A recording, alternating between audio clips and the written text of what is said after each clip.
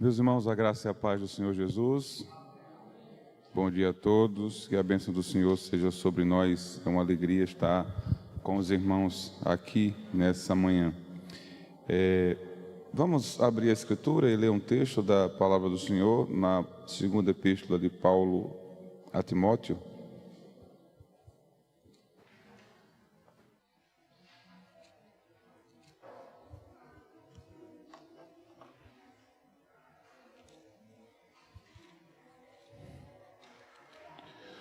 Segunda epístola de Paulo a Timóteo, capítulo 3,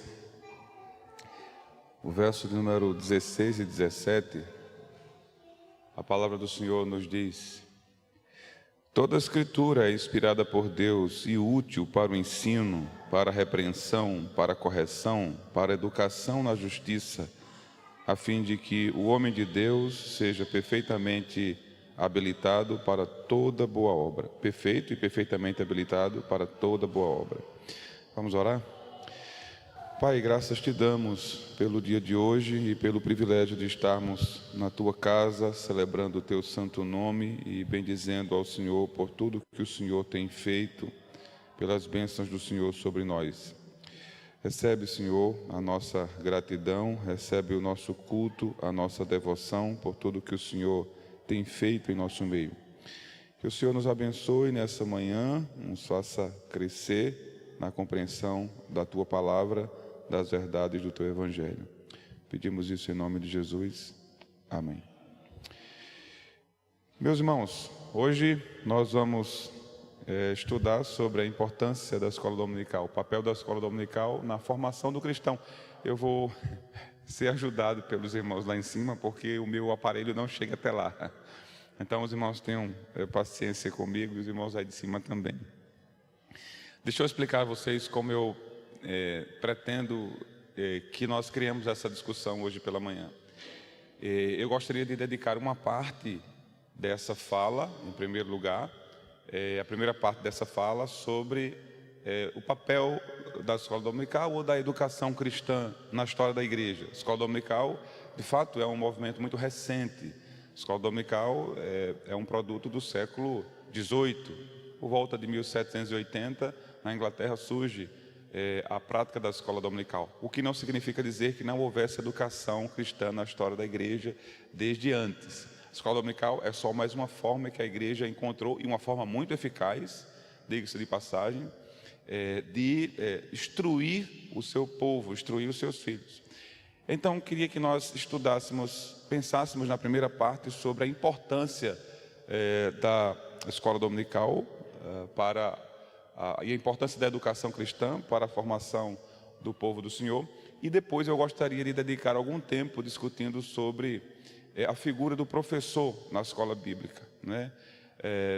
Não sei se possivelmente nem todos vocês que estejam aqui são professores da escola dominical, mas precisamos entender essa figura do professor, a importância dele, tanto para aqueles que exercem, como para aqueles que desejam exercer, ou como também para aqueles que são abençoados com o trabalho do professor da escola bíblica dominical, para que saibam exatamente pelo que orar e o que esperar e como a igreja deve ofertar esses professores. Bom, pode passar, vamos começar pensando na importância da educação cristã na história da igreja, né, à luz das Escrituras. Podemos dizer que ao longo das Escrituras nós sempre percebemos a preocupação do Senhor com a devida instrução do seu povo. A preocupação com a instrução do povo, com o fornecimento de educação doutrinária, de instrução para o povo, esteve presente em toda a Escritura. É só vocês perceberem, por exemplo, o ministério dos profetas e dos sacerdotes do Antigo Testamento.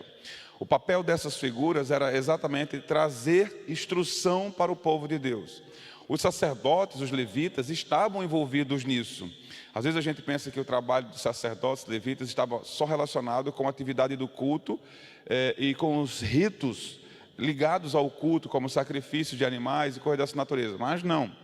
Parte importantíssima da função do ofício desses sacerdotes e levitas era a instrução do povo na lei do Senhor. Então Deus havia dado instruções claras que esses irmãos que ocupavam esses ofícios deveriam instruir o povo do Senhor na lei dele.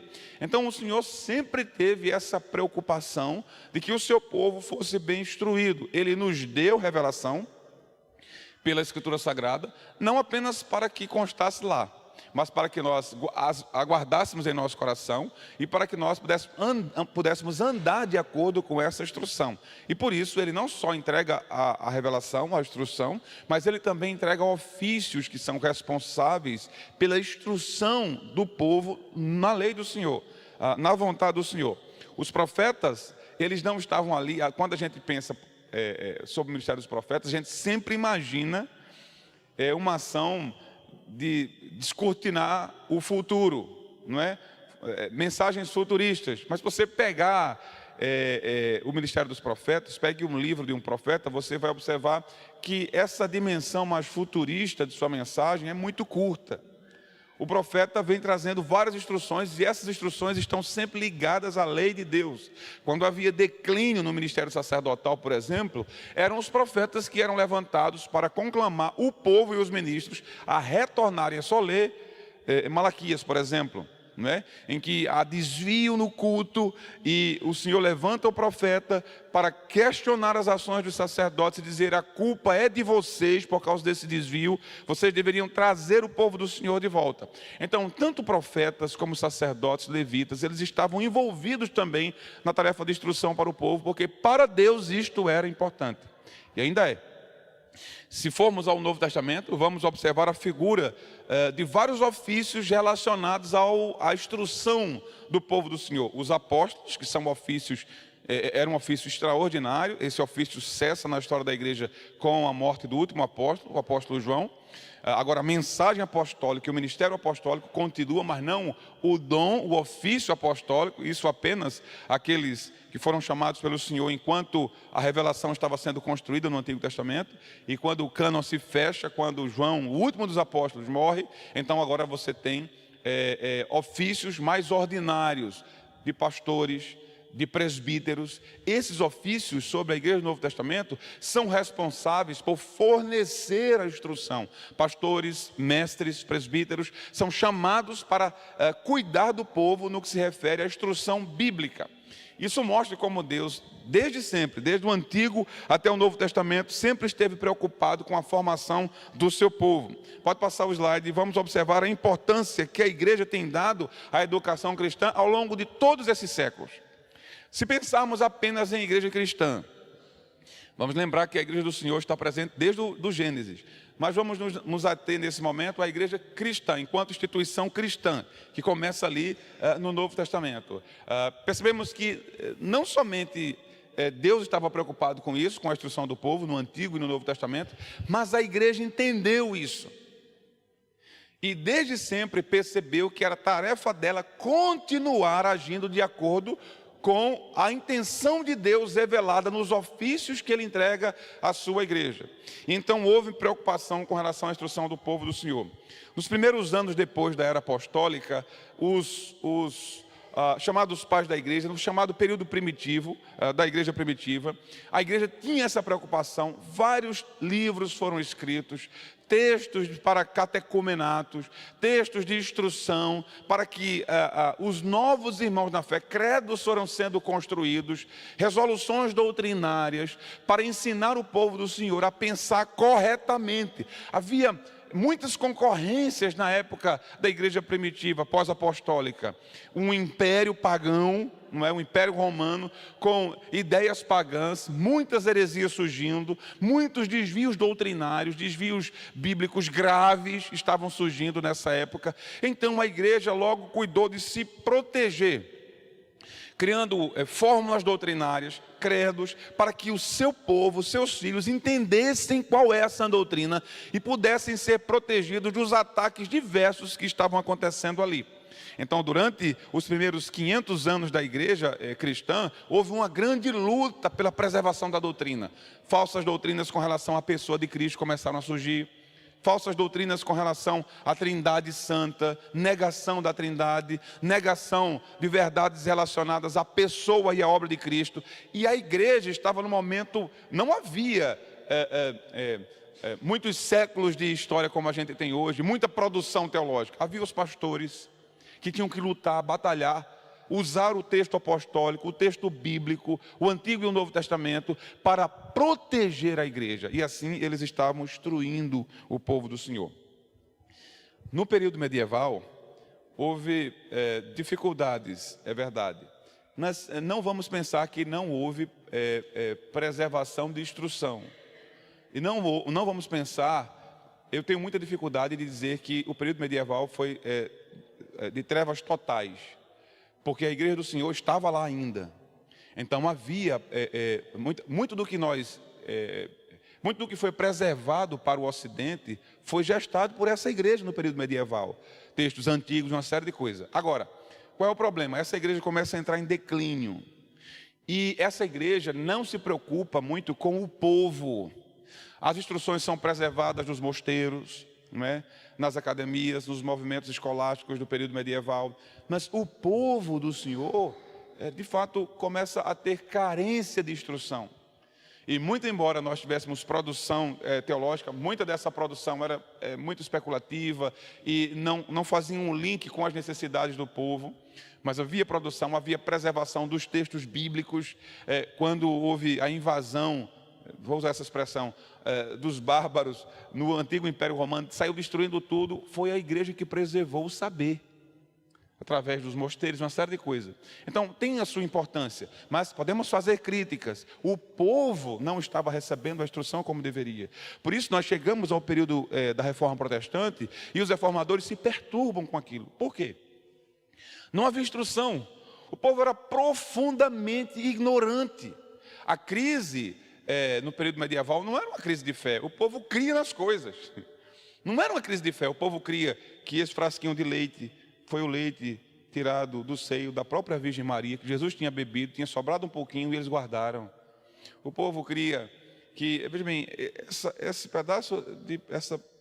pedacinho de madeira foi um pedaço que foi arrancado da cruz de Cristo e então tem um valor muito poderoso para você.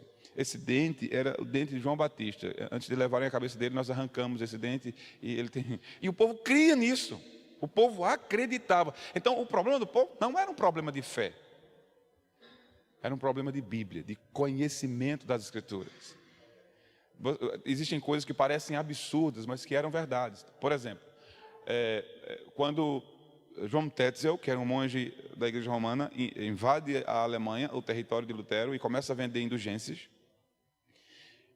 E ele vendia direito de cometer pecados e você poderia ser perdoado, os pecados mais horrendos, desde que você pagasse pela indulgência, já que o Papa queria construir a Catedral de São Pedro. E então, um dia, um cavaleiro com a sua gangue chega lá e diz assim a João Tetzel: eu quero comprar o perdão dos meus pecados. Não tem problema nenhum. Mas qual é o pecado? Não, eu ainda vou cometer o pecado.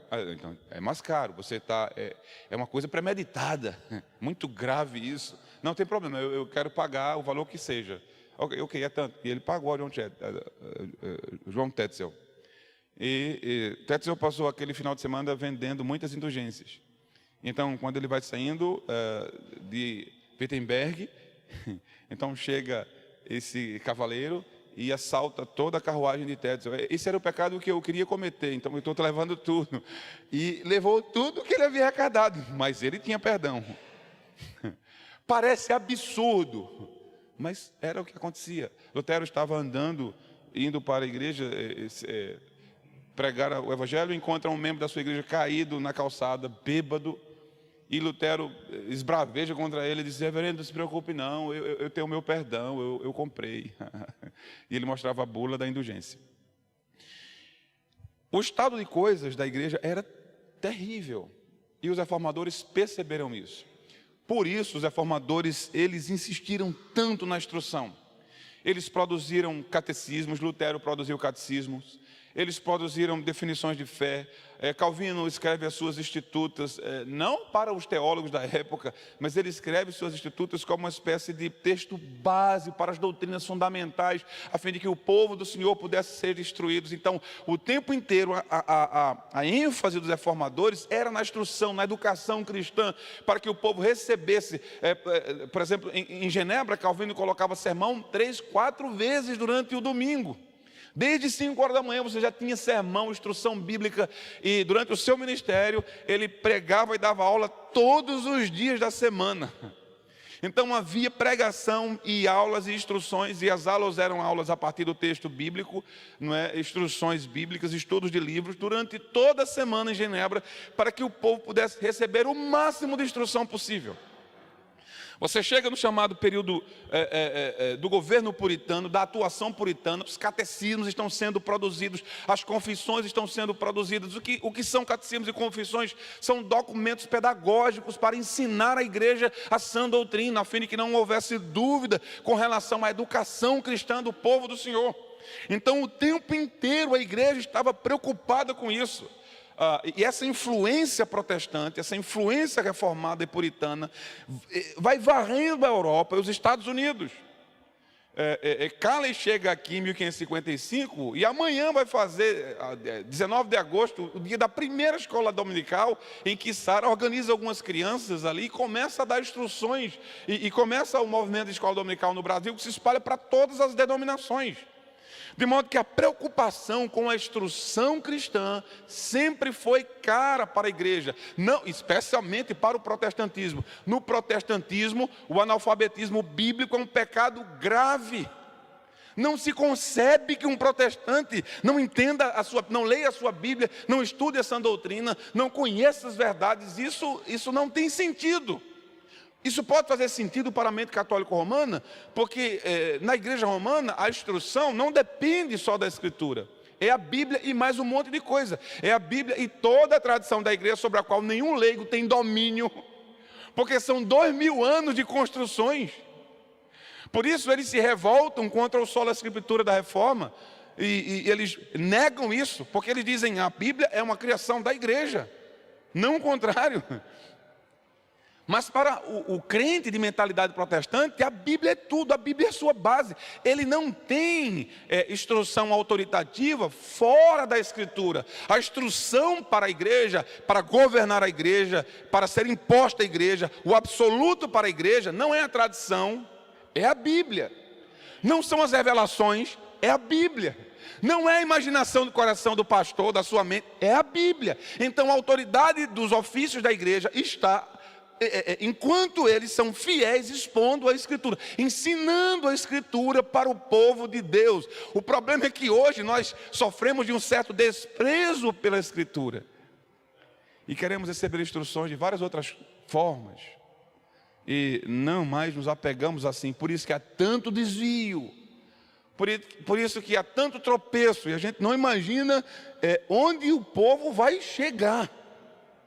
Onde a igreja pode chegar com tantos problemas. Mas vamos passar o slide. O que é que nós estamos chamando de educação cristã? Bom, é a educação cristã compreendida como um passo e como um poderoso instrumento de preparação para o serviço de Deus. Isso é educação cristã. Veja bem, nós educamos, a igreja educa não para criar soberba intelectual. Isso é muito importante entender. Uma igreja bem instruída, ela não é bem instruída para que ela seja soberba, para que ela despreze igrejas irmãs que não têm o mesmo grau de instrução. Esse não é o propósito. A educação cristã, ela é um poderoso instrumento de preparação para servir a Deus. Somos instruídos para o nosso serviço a Deus. E como é que nós servimos a Deus? Servimos a Deus na igreja, ou seja, servimos a Deus cuidando dos irmãos, servimos a Deus aprendendo as verdades e andando de acordo com elas, e essa instrução que nós recebemos é para o serviço a Deus na igreja e fora delas, porque nós não passamos 100% da nossa vida na igreja. Nós vamos para o mundo, vamos para a universidade, vamos para o nosso trabalho, vamos para a luta diária, vamos para o meio de nossas famílias que muitas vezes não conhecem ao Senhor. Então a instrução que nós recebemos é para que estejamos prontos a servir a Deus no âmbito eclesiástico, na igreja e no mundo. Não criamos essa distinção de sagrado e profano. Onde estamos é sagrado. Tudo que nós fazemos, o nosso trabalho é sagrado. Nós glorificamos a Deus em nosso trabalho, tanto quanto glorificamos a Deus em nosso culto, quando estamos adorando aqui o Senhor. O pastor não glorifica a Deus mais do que o professor que está na sua sala de aula, do que o gari que está varrendo a rua. Não, todos nós temos o nosso papel a cumprir e somos educados para glorificarmos a Deus onde Ele nos colocar, no serviço que Ele nos chamar para realizar. E, portanto, vivemos esse mundo com o propósito de glorificar ao Senhor, nosso Deus. Não é uma divisão, de modo que eu adoro a Deus aqui, glorifico a Deus aqui, mas no mundo a coisa é diferente. Isso não existe na mentalidade da igreja protestante, da igreja reformada. Onde nós estivermos, nós estamos glorificando ao Senhor. Outro dia eu estava dando uma palestra e um irmão me perguntou assim, numa igreja em Pernambuco: pastor, lá na fábrica onde eu trabalho, eu sou supervisor dessa fábrica. E então, todos os dias nós paramos um momento e nós fazemos um culto. E ali nós adoramos ao Senhor. Paramos esse momento mais profano de trabalho. E agora nós vamos fazer um culto e glorificarmos ao Senhor. O que você acha? Então eu perguntei, o dono da fábrica sabe? E ele disse assim, não sabe não. Você está quebrando o 8º mandamento, não furtarás. Pastor, repare bem, o dono dessa fábrica comprou o seu tempo e o tempo desses funcionários. E fielmente paga por eles. É assim ou não? Vocês recebem? Sim, nós recebemos. Então ele pagou por esse tempo. Esse tempo não pertence a vocês.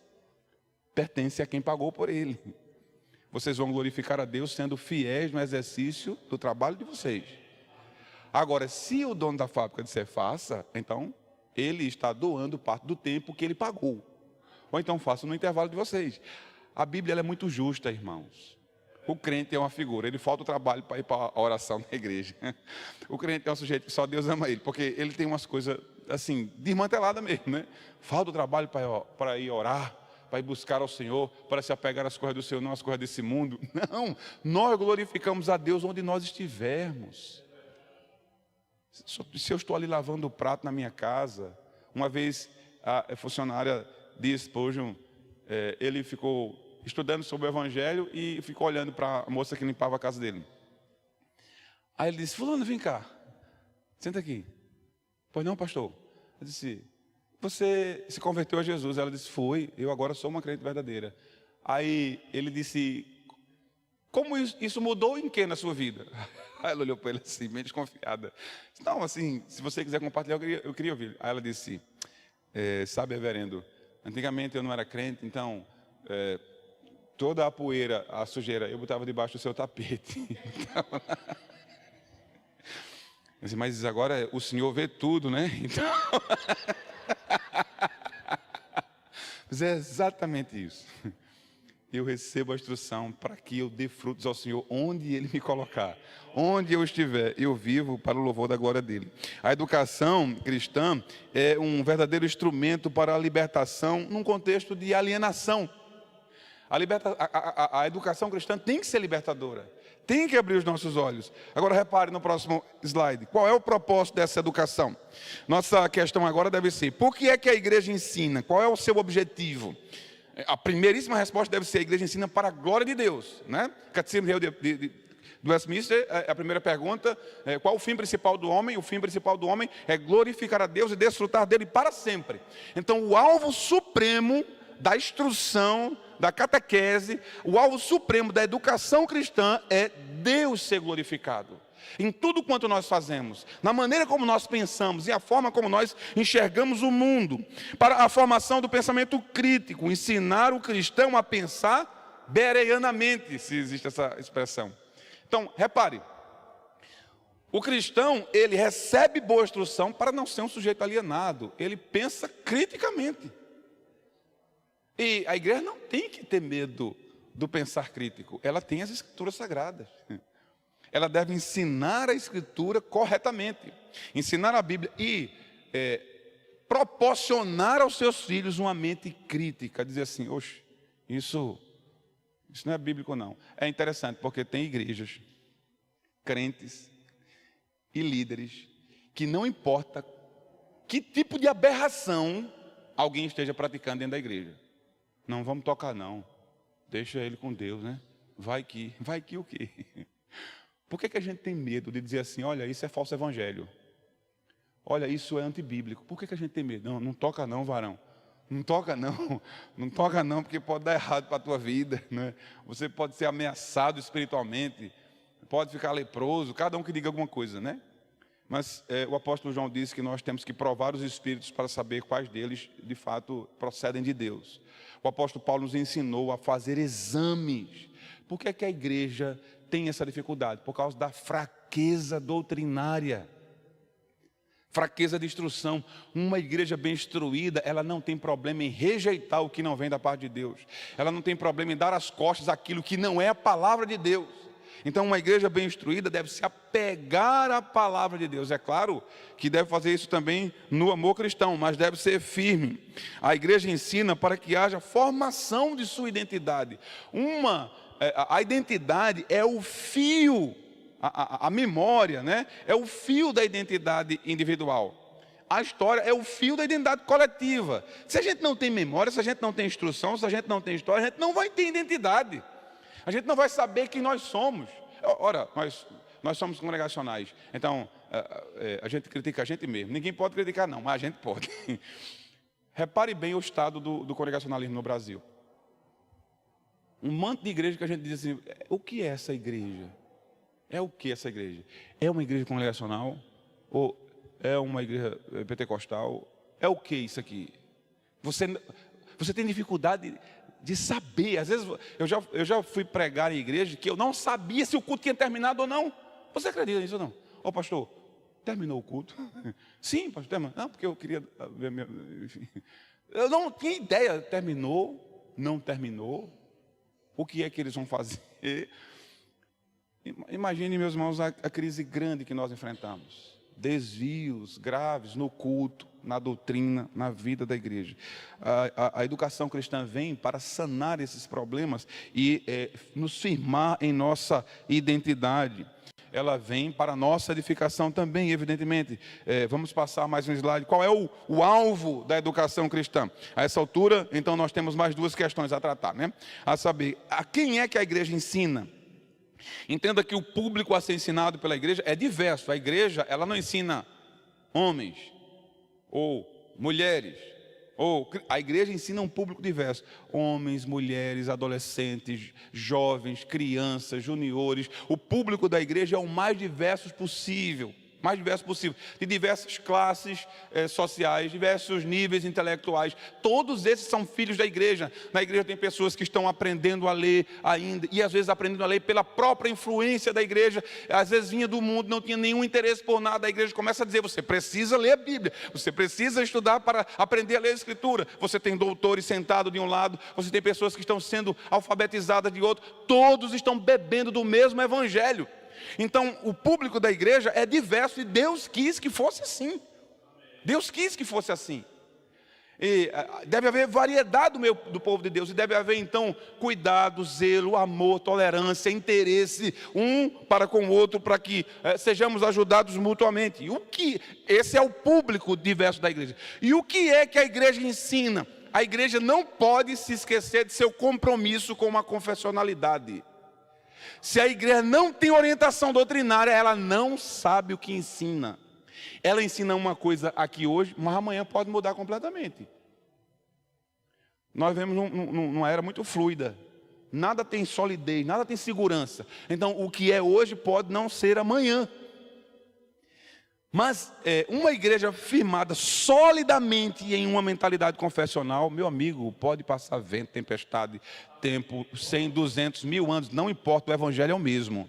Deus é o mesmo e o homem comete os mesmos pecados. Então nada muda. O evangelho que a igreja tem para pregar, para ensinar, para instruir, a doutrina que a igreja tem para fornecer, não é mutável. É a verdade de Deus de geração em geração, é a verdade que sai da mente de Deus e que brota do próprio ser de Deus. E portanto não é suscetível a mudanças. A doutrina da Trindade é a doutrina da Trindade daqui a 5.000 anos. Como era há 5.000 anos atrás, é a mesma coisa. E portanto a igreja precisa entender, precisa cuidar-se, proteger-se confessionalmente. Uma igreja sem orientação confessional, sem uma confissão de fé, é uma espécie de corpo sem pele, sujeito a todo tipo de bactéria de infecção que você possa imaginar. É casa sem muros, sem proteção nenhuma. Então, a igreja possui uma natureza confessional e ela precisa estar apegada a isso. Os ministros da igreja e os membros da igreja não devem abrir mão de sua confissão de fé. Vejamos mais.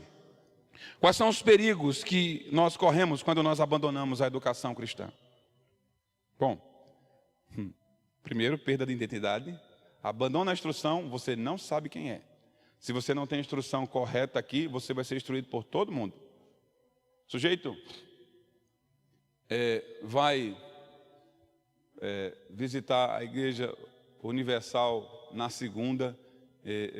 Repare bem, quando eu estava no seminário, eu tive que fazer um trabalho de pesquisa e tinha que entrevistar um pastor neopentecostal. E eu fui na igreja neopentecostal. E chegando lá, eu comecei a falar com ele, ele disse: eu era seminarista na época, você está desempregado? Eu disse: eu estou. Tem 2 demônios nas suas costas. Um tranca-rua desse lado e um Exu da porteira daquele outro lado. É mesmo, pastor?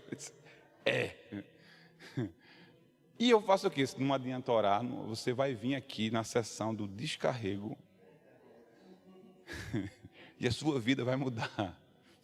Então o sujeito na segunda vai na Igreja Universal fazer a sessão do descarrego. Na terça ele vai ouvir R.R. Soares, assim, com aquela voz dele tranquila, né, aquela coisa toda. Na quarta ele vai ali, não vou começar a dizer não, tem um bocado aqui em Santa Cruz, em Campina Grande. Mas no domingo ele chega aqui e pergunta ao pastor Luiz: por que essa igreja não é como as outras? Por que a gente não faz feito fulano? Por que a gente não faz feito cicrano? Então, irmãos, você não é capaz de imaginar a luta de um pastor para manter o equilíbrio doutrinário numa igreja, porque vocês escutam o pastor 1 ou 2 vezes na semana, mas todos os dias vocês têm internet, vocês têm os que gostam de rádio, vocês têm vários mecanismos para escutar. Imagina o quê? Quando eu chego na igreja que eu sou pastor há 13 anos, há uns 12 anos, quando eu cheguei na igreja, eu visitava um senhor, e quando eu chegava lá, quando eu cheguei na casa dele, ele disse: pai pastor, olha, eu gosto de ouvir o senhor pregando. Olha, o senhor, eu gosto tanto.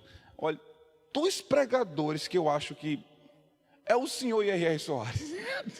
Ai, Jesus, misericórdia. E eu levei mais 12 anos para poder convencer aquele irmão que a coisa era diferente. Então, perceba que não havendo educação cristã, a identidade da igreja vai declinar. A gente não vai saber quem é. E a gente vai ficar numa confusão. Vai haver alienação, vulnerabilidade à exploração. Uma igreja não instruída é uma presa fácil para exploração, em todos os níveis que você possa imaginar. Vai haver incapacidade de discernir onde está o erro religioso. Uma igreja que não é instruída, ela não sabe dizer o que é falsa doutrina. Ela compra tudo, gato por lebre. Ela não consegue discernir o que é, o que não é. Uma igreja sem instrução, ela não tem forças para combater o erro religioso. Não tem força, não tem autoridade para posicionar-se em favor do Evangelho. E, portanto, é uma igreja que está em constante desobediência à ordem divina para que possa resistir ao erro. Eu vou ter que ter cuidado, me avisa aqui, quando chegando para não. Mas então, é preciso que essa igreja ensine. Vamos em frente então. Como é que essa igreja vai ensinar? Quais são os desafios pedagógicos da igreja? Podem passar esse slide. Bom, o que é que a igreja deve evitar? Primeiro, a igreja deve evitar a superficialidade dos conteúdos.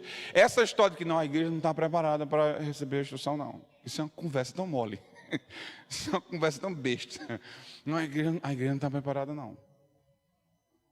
Meu amigo, os crentes de Efésios tinham acabado de sair de um contexto de feitiçaria, de desmantelo, de idolatria da mais profunda. Paulo escreve a carta aos Efésios, que eu e você vamos passar a vida toda estudando, dizendo, meu Deus, o que é isso aqui? Que grandiosidade é essa? Então, a igreja, ela, na sua tarefa de educação cristã, ela precisa evitar a superficialidade dos conteúdos. E aqui, não somente os ministros, pastores, presbíteros têm que ter cuidado com isso, mas os membros também. Sabe por quê? Porque é difícil consumir conteúdo. A gente vive numa era rápida. Você está na rede social, você não aguenta ficar ali 10 segundos se o negócio demorar. Imagina sentar e ouvir um pastor por 50 minutos. Cores, passando aqui e acolá para chamar a sua atenção. A TV, uma série de coisas, a gente está na era digital. Então, cada vez mais é ultrapassado sermões de 40, 50 minutos, 1 hora. Então, é um desafio para a igreja também desejar substância, conteúdos que não sejam superficiais, mas uma reflexão aprofundada acerca da nossa fé. A igreja precisa desejar isso, ter interesse por isso. Uma igreja que não tem paciência de ouvir essa doutrina, de receber a instrução, vai ficar recebendo sempre migalhas do ponto de vista doutrinário. Sempre superficialidades, coçando os ouvidos. Aí não é à toa. Quando surgem os vendavais, as tempestades, a gente percebe que a gente não está plantado com raiz o suficiente. Qualquer coisa nos arranca dali, porque não estamos firmes. A igreja tem que evitar a superficialidade dos conteúdos, tem que evitar a insuficiência didática, claro, tem que se preocupar com o método. O método não é tudo, às vezes a gente se preocupa mais com o pacote do que o presente, dentro do pacote, né? Aí às vezes a gente se preocupa mais com a forma, como a coisa é apresentada, do que com o conteúdo mesmo da coisa. Mas é claro que é importante que a igreja, professores da igreja, tenham cuidado com a forma como ensinam. Façam o que puderem para transformar o ensino atrativo. Paulo disse que pregou de forma tal que a pregação dele foi uma espécie de pintura de Cristo crucificado para os olhos dos Gálatas. Então havia esforço nesse sentido. É preciso ter cuidado com as pedagogias sofríveis, né? Instruções ruins, pregações insuportáveis, não por causa do conteúdo, não é porque o cabo é ruim mesmo, é ruim ouvir um pregador ruim, misericórdia, é terrível, não tem quem aguente. Professores da igreja, ministros da igreja precisam ter cuidado com a acomodação, né? Precisam ter cuidado com a presunção, precisam ter cuidado com a falta de vocação. Você mexe na igreja, ser professor de uma escola bíblica dominical é uma vocação. Eu acho que muito dos nossos professores hoje não estão encarando a coisa devidamente. Ensinar na igreja é uma vocação. E essa vocação, nós precisamos andar de acordo com a vocação para a qual nós somos chamados, diz Paulo aos Efésios. Então é preciso saber, eu estou desenvolvendo a minha atividade como Deus quer, com zelo, como que cumprindo a minha vocação, ou estou levando a coisa a toque de caixa. Isso diz muito sobre o nosso trabalho na igreja. Vamos avançar. Então, e essa figura do professor? Quem é esse professor? É uma figura importante. Em nossas múltiplas relações, por exemplo, nós estamos dialeticamente situados num contexto educacional absolutamente relacionado à nossa fé. Se você é um professor, agora eu quero falar para professores, né? Ou aqueles que desejam ser professores na igreja, né? Ou aqueles que se beneficiam para entenderem como é a atividade do professor na igreja. Nós ensinamos e somos ensinados numa interação contínua, todos os instantes da nossa vida, da nossa prática cristã. O professor não é um sujeito que parou de aprender. Não, nenhum professor para de aprender. Nenhum pastor para de aprender. Nenhum presbítero para de aprender. Nenhum mestre para de aprender. Nós ensinamos e aprendemos também. E na comunidade cristã, mais do que em qualquer outra. Deve haver a devida humildade em nosso coração para saber que nós aprendemos com o irmão mais humilde que nós possamos imaginar. Ele tem algo a nos ensinar e nós devemos ter corações abertos para aprender. Por isso existe uma incompatibilidade entre cristianismo e presunção arrogante e em soberba de coração. Precisamos atentar para isso. Veja, nós aprendemos no nosso meio com os outros, com as nossas próprias experiências e com as nossas meditações pessoais. Nós adquirimos nesse processo, enquanto nós caminhamos juntos, esse processo de instrução que é transformador. Quantas pessoas têm vida transformadas porque entenderam a mensagem do Evangelho, entenderam a aula que um professor deu. Nós adquirimos um cabedal de conhecimentos e sabedoria que pode e deve ser intercambiado em nossas relações de professor e aluno. É a educação que se faz a partir do modelo de discipulado de Jesus. Jesus se envolvia com as pessoas, falava com as pessoas, conversava com elas, usava temas relacionados à sua vida e à sua experiência diária. Vamos em frente. Portanto, esse professor, quem é ele? O professor é aquele que atua na área da doutrina cristã.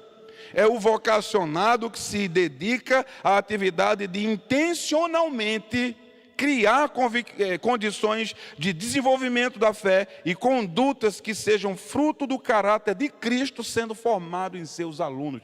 Logo, o professor da escola bíblica, o professor da igreja, ele não está apenas preocupado em comunicar conteúdos, despejar conteúdos para demonstrar que ele domina certos assuntos. Ele está preocupado em saber se esses conteúdos que estão sendo passados para esses alunos estão transformando a vida deles. Assim como o pastor, ele não está interessado em só ficar pregando, não. Ele quer ver essa pregação atuando e transformando a vida de seus ouvintes.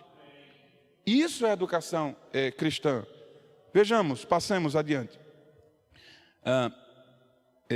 Eu guardei aqui sugestões de preparação de aula, mas não vou gastar tempo com isso não. Mas todo professor precisa ter cuidado com o planejamento de sua aula. Ele precisa se lembrar que existe um conteúdo para que ele possa dominar, e ele precisa se lembrar que tem tempo também, um tempo que ele precisa cumprir. Isso termina sendo uma agonia para os professores, né?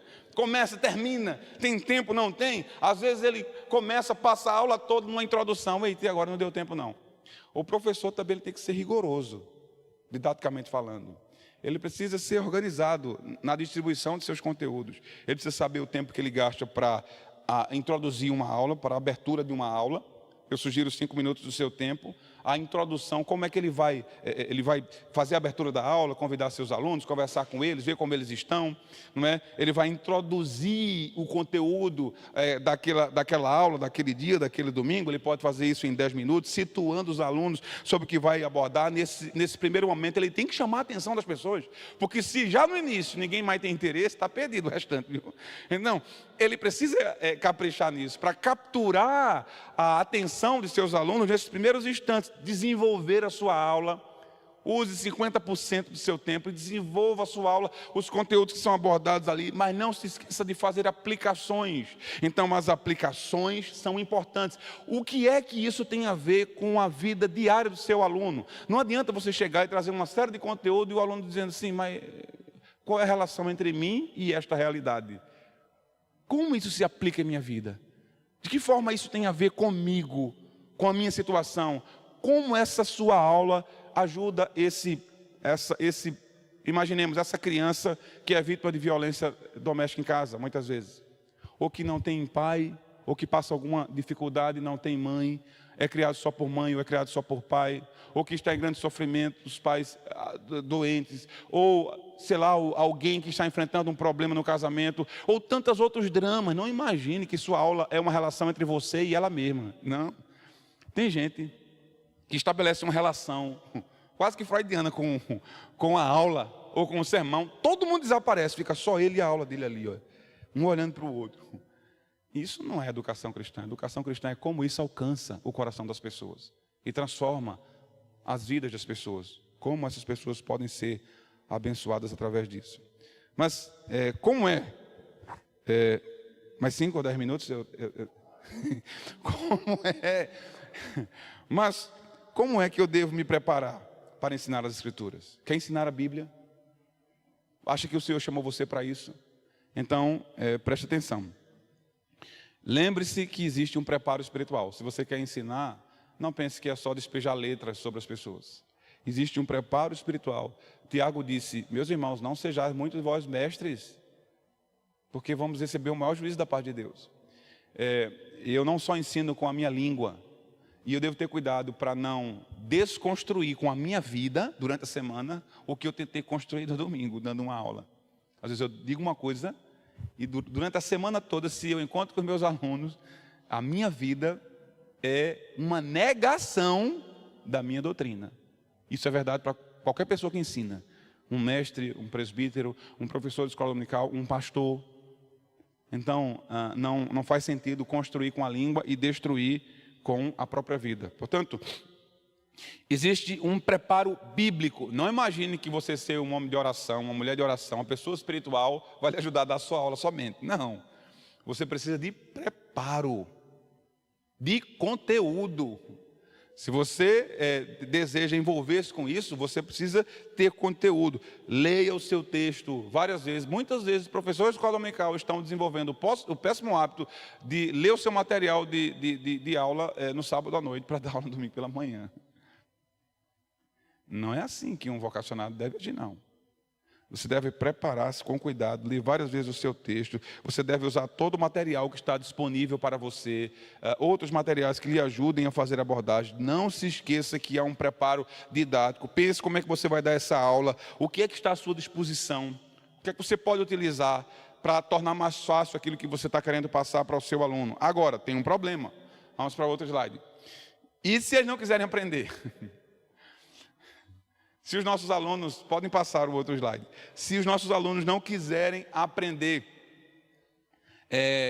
as nossas aulas, com as nossas aulas. Bom, todos nós sabemos do desafio de motivar nossos alunos. Não só o desafio didático, mas também há o desafio espiritual. Podem passar aí, se vocês puderem passar. Vejam, é preciso que o professor leve a sério o estudo da sua Bíblia. Ele não vai ensinar a Bíblia? Como eu posso ensinar a Bíblia se eu não conheço a Bíblia? É uma contradição de termos. Como eu posso pregar a Bíblia se eu não conheço a Bíblia? Então, o primeiro passo é estudar aquilo que eu vou ensinar. Me dedicar ao estudo da Escritura. Seja pontual, assíduo em suas aulas. Seja comprometido com Deus e com a igreja. Seja criativo, seja dinâmico. Torne a sua aula o mais dinâmico que você puder. Torne a sua aula envolvente, desejável. Perceba que em toda igreja tem aquele professor que os alunos morrem de paixão por ele, querem estar o tempo todo em sua aula. Lá na nossa igreja tem uma professora que quando chega, ela é uma professora dos juniores, quando chega a fase da transição, para eles irem para os adolescentes, é um martírio, é uma aflição, é uma angústia, porque todo mundo gosta da aula dela, como ela é envolvente, como ela atua, como ela envolve os alunos, não só durante o domingo, mas às vezes com programações durante a semana, se importa com eles, provoca grupos de leitura, faz uma série de coisas. Isso é um treinamento para a vida. Essa professora vai marcar gerações e gerações de alunos. Eles vão crescer e nunca vão esquecer daquela professora que eles tiveram e que contribuiu para formar o caráter de Cristo na vida deles. Não se esqueça de que é necessário aplicar, conversar com seus alunos sobre o conteúdo deles, o conteúdo que eles estão ouvindo. E viva aquilo que você está ensinando. Não seja incoerente com a sua fé. Vamos ao próximo slide. O que é necessário para nós termos sucesso enquanto professores da escola bíblica? Bom, primeiro, vida piedosa. Lembre-se, você está tratando com as coisas de Deus. Seja piedoso, piedosa. Vida de oração. Olhe, bote na sua cabeça que se você se disponibilizou para ser um professor na igreja, um professor de escola bíblica, a você foi confiada uma parcela dos filhos de Deus. Quando você estiver na sua aula, aquelas pessoas que estão lhe ouvindo, são filhos de Deus, que Ele confiou a você, por um determinado tempo, para que o caráter de Cristo fosse gerado neles. E o Senhor ordenou que você fosse o instrumento para isso. Então, você deve ter vida piedosa e vida de oração, não só para o preparo de suas aulas, mas para os seus alunos. para que eles sejam alcançados pela mensagem que você ensina.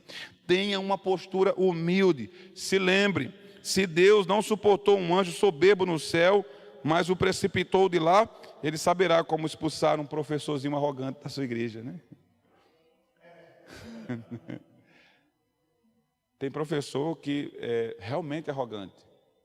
Eu conhecia um professor que ficava intimidando os seus alunos, dizendo: você sabe o que é isso? Vai fazer uma pergunta bem difícil. Sabe não, né? Eu sei. Minha gente, é um negócio sério. Pessoas arrogantes na igreja, especialmente ocupando o cargo de liderança, elas são um prejuízo muito grande. Há algum tempo, pastor, eu examinava um candidato ao ministério. Ele chegou para ser examinado e aí ele disse, um pastor que vivia na cidade dele disse: rapaz, você estude para fazer a prova. Ele disse: eu estudar? Eu já tirei 10. Aí o pastor disse: bom, tá certo. Ele foi e tirou 4. Aí disse que havia problemas gramaticais que lhe impossibilitaram de compreender bem qual era o enunciado da prova. Aí fez de novo e tirou 5. Aí voltou, foi estudar, aquela coisa toda. Aí foi fazer a sua defesa, não deu certo. Teve que refazer o seu trabalho. Aí teve que refazer 2 ou 3 vezes. Então o DET recomendou: vamos acompanhar ele. E me designaram para que eu pudesse acompanhar o irmão e ajudá-lo na construção do seu trabalho. Então passamos uns 4 ou 5 meses. Faça assim, não, tire isso está errado, enfim. Quando estava tudo pronto, aí ele chegou: pastor, você tem mais alguma orientação? Eu disse: tenho. Diga, eu já tinha percebido muita coisa nele. Eu disse: olha, seja humilde. Se você não souber de uma pergunta que alguém lhe fizer, diga: ó, eu não sei, pastor, pode parar. Aí eu: quem é humilde está aqui. Vocês acreditam nisso? Se eu não fosse humilde, eu não estava aqui não, falando com o senhor não. Eu digo: varão, vá-se embora.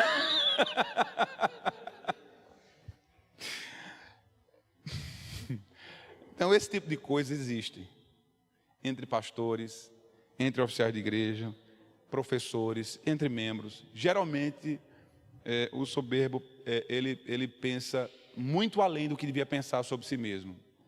E ele acha que sabe mais do que realmente ele sabe, não é? E é uma casca, e isso não glorifica o nome do Senhor. Bom, eu vou passar rápido aqui somente alguns tópicos para não gastar mais tempo, e vocês podem ter perguntas sobre isso. Então, por favor, se você vai ser professor, próximo slide, junte 3 coisas. Primeira coisa que você deve guardar para você é o conhecimento bíblico. Lembre-se que você precisa disso. Nenhum professor de EBD pode prescindir do conhecimento bíblico. É necessário disciplina real para poder ler as Escrituras Sagradas. E é preciso ler a Bíblia corretamente. Então, de nada adianta você ler muita Bíblia e ler a Bíblia errado. Você se lembra daquela entrevista que teve com um pastor meio picareta lá para o lado de São Paulo, que saiu até no Fantástico esse negócio, em que ele era um bígamo. Ele tinha além da esposa dele, outra mulher na igreja.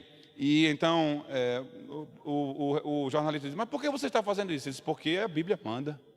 O Senhor falou comigo. E ele falou em que texto? Está aqui, no texto de Amós. Está aqui o texto sagrado dizendo: vai, toma uma mulher e adultera. Aí o jornalista não era formado em teologia, mas sabia ler, né? Disse: mas essas palavras não é uma proparoxítona, né? Não é vai, toma uma mulher adúltera. Não é adultera, não está mandando adulterar, está dizendo: toma uma mulher adúltera. Que era exatamente para a humilhação do profeta, uma espécie de símbolo de Israel. Aí ele disse: vixe, eu não tinha pensado nisso não. Eu não tinha percebido esse acento não. Então, não basta apenas ler a Bíblia, é preciso compreender a Bíblia, ler a Bíblia corretamente. E para ler a Bíblia corretamente, o professor precisa entender o papel da hermenêutica bíblica. Como é que eu interpreto as Escrituras Sagradas? Existem certas normas, vamos ao próximo slide, certas normas e princípios que nos ajudam a ler a Bíblia Sagrada. Né? Entender que a Bíblia é quem interpreta a Bíblia, não é a minha cabeça, o padrão não está na minha cabeça, a Bíblia interpreta a Escritura, tome cada palavra no seu sentido comum. Não fique espiritualizando o sentido comum de cada texto. Entenda o contexto. Uma vez um crente ligou para mim e disse: pastor, repare bem, eu tenho muita dificuldade de orar pela madrugada, porque eu tomo remédio, aquela coisa toda. Eu disse: mas por que você está dizendo isso? Não, porque o pastor pregou aqui e disse que o certo é a gente orar pela madrugada, porque de madrugada a filha é menor. Aí eu disse: mas irmãos, está na Bíblia. Tá, ele citou o que ele disse. A Bíblia diz: eu amo os que me amam, os que de madrugada me buscam me acharão.